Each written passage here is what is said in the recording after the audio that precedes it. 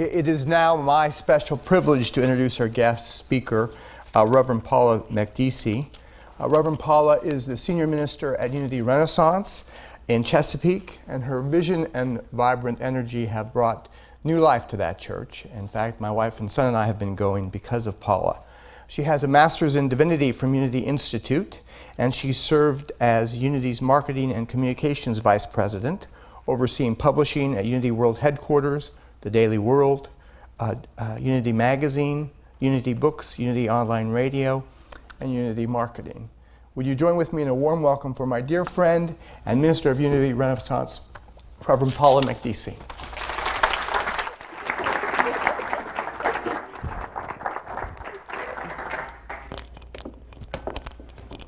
Thank you, Kevin. Good morning, everyone.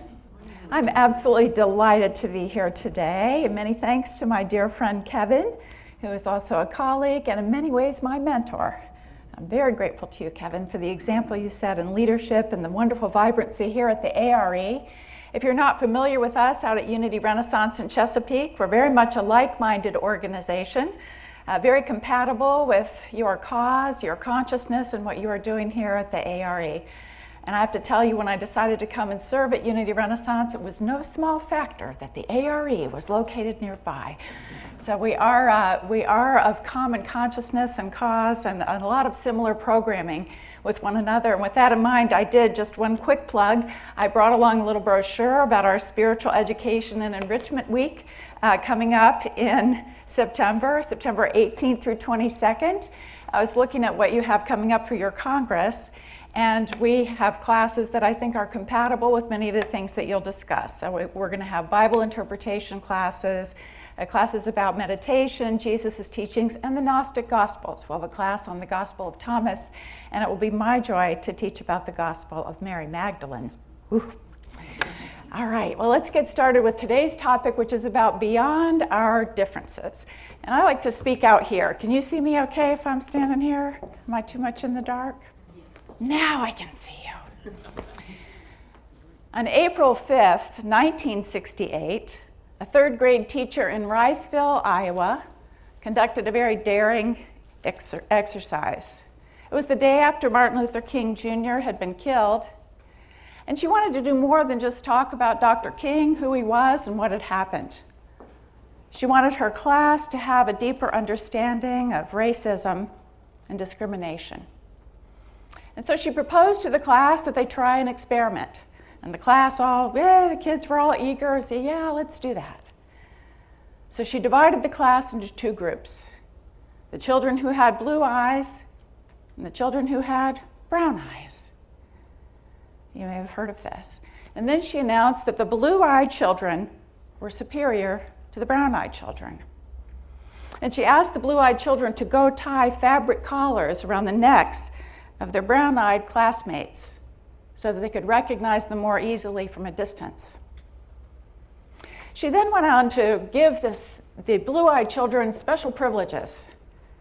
She said that they could get seconds on their helpings at lunch, 5 minutes extra time at recess, and that they would have access to the new jungle gym on the playground. The brown-eyed children, on the other hand, were not allowed to play with the blue-eyed children. They were not allowed to drink directly from the water fountain, but had to use paper cups. And in the classroom, the teacher was very quick to point out any time a brown-eyed student made a mistake or was slow to respond. She was quick to emphasize that the brown-eyed students were not as smart, were not as capable, and in every way were not as good as the blue-eyed students.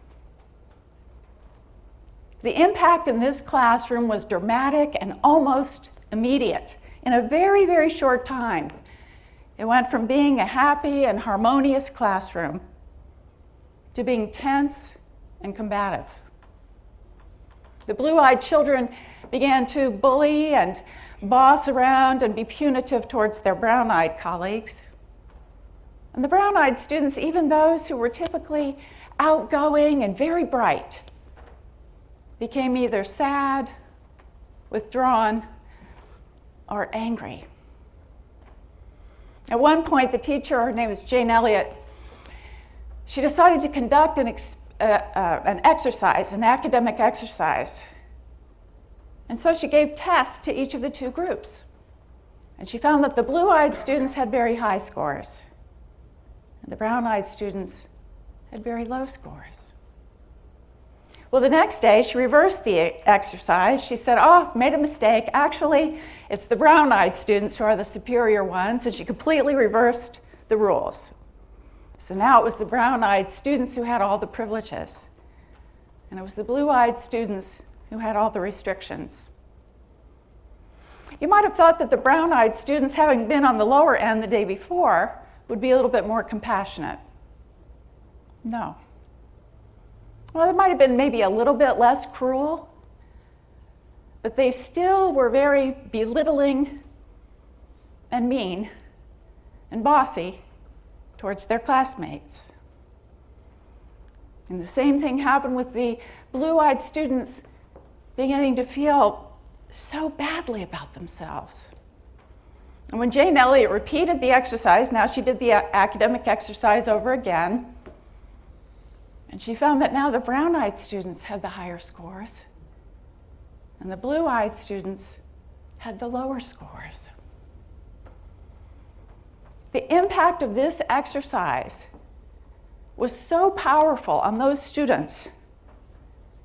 It cut so deep and created such a sense of an experience of discrimination that Jane Elliott decided to keep doing it every single year. And so she did. And the video clip you're about to see shows her third grade class in 1970 on the first day of this very exercise.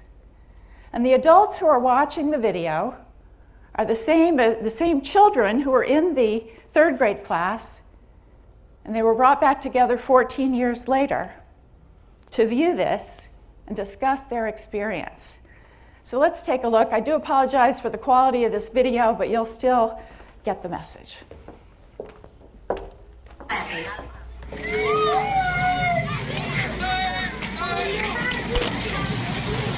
And it seemed like when we were down on the bottom, everything bad was happening to us.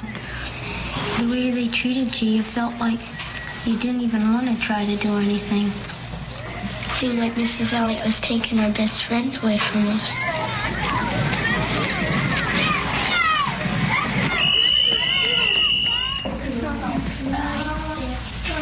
What happened at recess? Were two of you boys fighting? Yeah, Russell and John were. What happened, John? Russell called me names and I hit him in the gut. What did he call you? Brown eyes. Did you call him brown eyes? They always call us that. Craig and all of the boys they keep calling us brown eyes. They say, come here, brown eyes. And they were calling us blue eyes. I wasn't. Sandy and Donna were. Yeah. What's wrong with being called brown eyes? It means that we're stupider. Well, not that, but... Oh, that's just the... Yeah. Is that the reason you hit him, John? Did it help? Did it stop him? Did it make you feel better inside? Stop Russell. Did it make you feel better inside?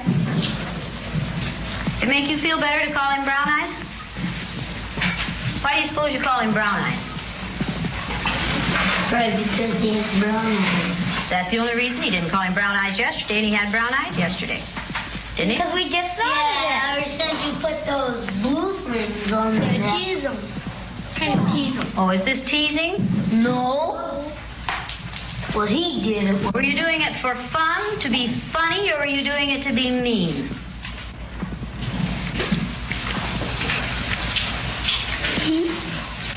I don't know. Don't ask me. Did anyone laugh at you when you did it? I watched what had been marvelous, cooperative, wonderful, thoughtful children turn into nasty, vicious, discriminating little third graders in a space of 15 minutes.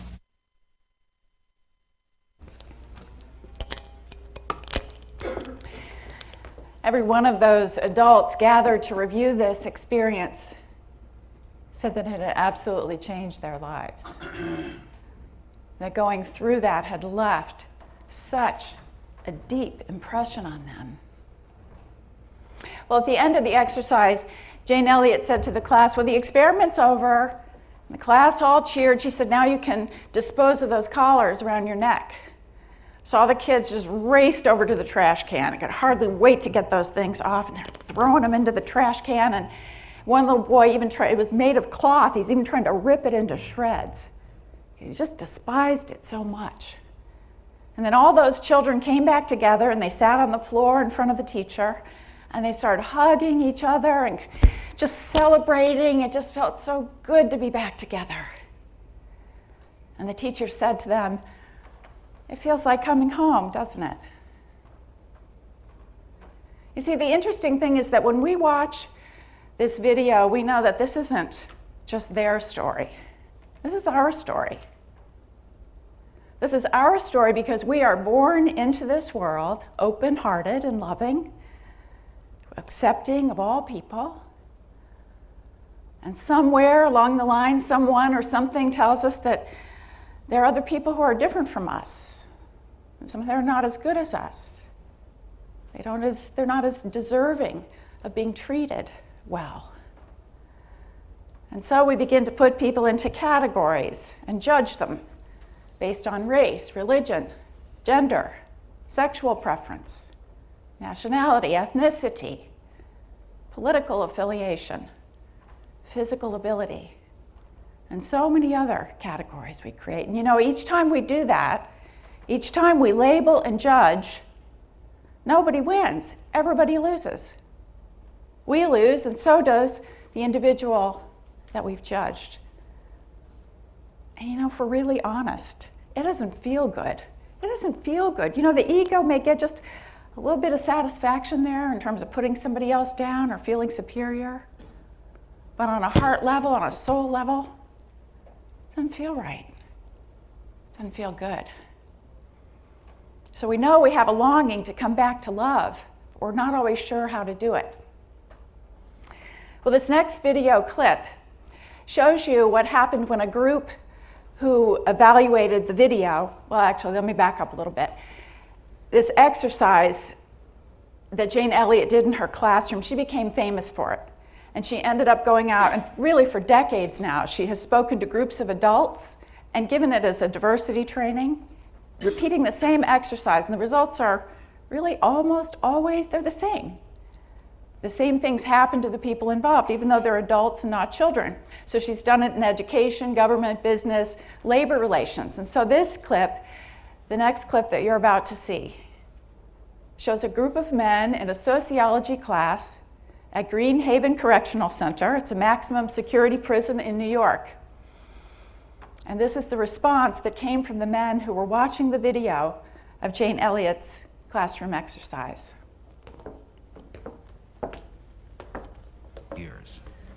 What I'd like to do is introduce the subject of prejudice and discrimination through this film called The Eye of the Storm. Blue-eyed people are smarter than brown-eyed people. They are cleaner than brown-eyed people. They are more civilized than brown-eyed people. Sandra and her brown-eyed friends didn't like that day, but Raymond did. I felt like I was like king, like a... Do you think the children, by this process, really learned the meaning of discrimination? Most of the children, before the film started, they had played and lived together in harmony. And a certain action of coming from the teacher and seeing the teacher as an authoritarian figure and someone to respect, they accepted the views that was being given to them. But I think at the end of the lesson, they could clearly see that prejudices and other forms of discrimination are things that people build within their minds, that they're not actual physical barriers that say, yo, you can't cross the street. The one kid I could really agree with was at recess. He was a brown-eyed kid. He had this inner turmoil against this feeling of being divided or prejudiced against, where he would hit another kid that he's known for so many years in the gut. Whether he also stated that it didn't help any. So that automatically should be a lesson to every adult in the world. Violence doesn't help any. And, you know, this is a film that I hope that my children get to see. Unlike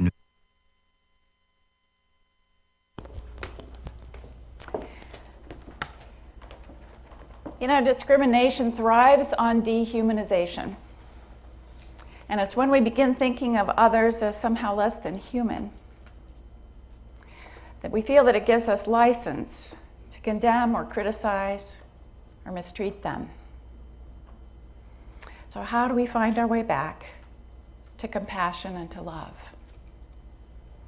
Well, we can look to various spiritual masters, including EDGAR CAYCE and others, for how to return to love. At Unity Renaissance, we look to Jesus as our way shower. We honor other spiritual masters, but we take Jesus as the example that we wish to follow particularly. And we realize that Jesus got his own consciousness right first. You know, had his time wandering in the desert and dealing with temptations, etc. Got his own consciousness right, and then he lived from that consciousness. We call it Christ consciousness. And as we know, the very core of that consciousness and what he exuded was unconditional love. Human being to human being. He bestowed it on all people, and he very pointedly bestowed it upon those who were the downtrodden and the disenfranchised.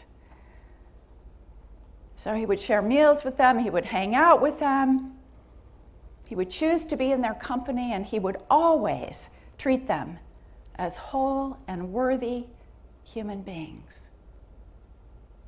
And we can follow his example.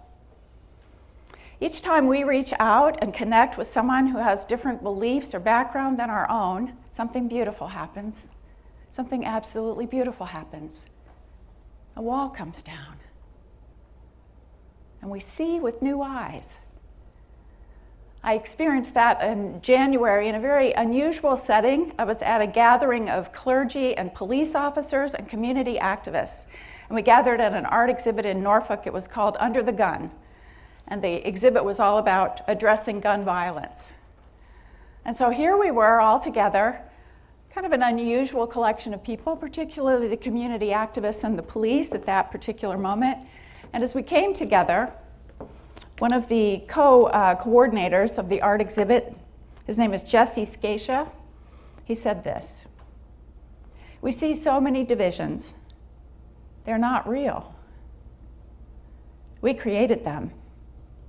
Really, we are one community." We know that. We really know that, don't we? And we long to return to that. And so as I began to talk to the other people who were at this event, I realized that each of us in our own way, the ministers, the activists, the police officers, and even members of the public who had shown up, that each of us in our own way was trying to break down stereotypes and build bridges. It was happening in many different ways. There was one activist there who had been involved in the Virginia Stage Company. And he told me that that group's education department used to go into the schools and teach the children about love and compassion and kindness and what to do if they were bullied. And I talked to a police officer, his name was Courtney Smith. He was a community resource officer in Norfolk. And he shared with me how just a few days prior to that, one of his fellow officers had stepped out of the Dunkin' Donuts and someone had come up and thrown battery acid on him. Had the officer not been wearing glasses, he would have been blinded. Now, what Officer Smith said to me is that the very best way to break down the stereotypes and to overcome prejudice is to get to know people as people, get to know them as human beings. Look beyond labels and categories and connect heart to heart, which I believe is very much what our organizations are about. And he said that the police, the community resource officers are going out to mingle with the children and spend time with them so that they can come to see police officers as people. and not as stereotypes.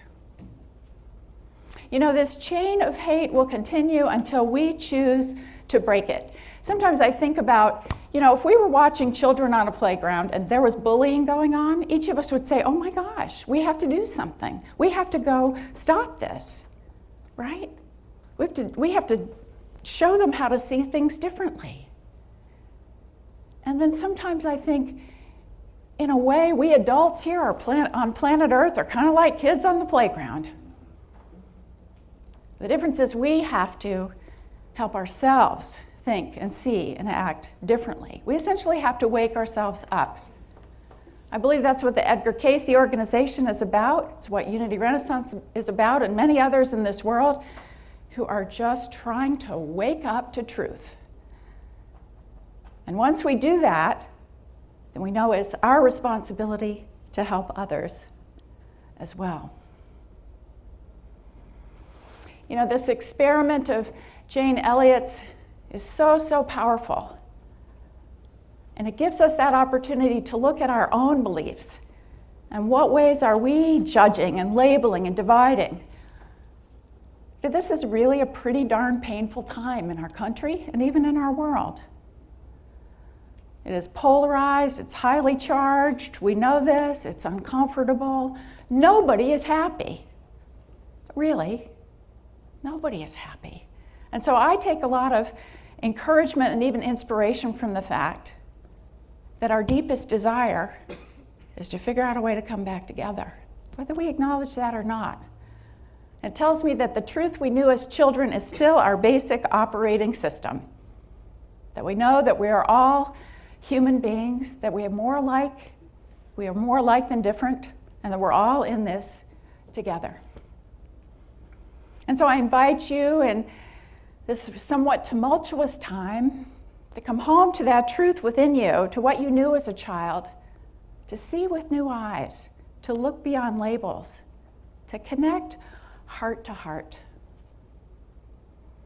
and take into your own consciousness the very wise and inspiring words from the Dr. Martin Luther King Jr., who said, "I have decided to stick with love. Hate is too great a burden to bear." Thank you for your time today. On with our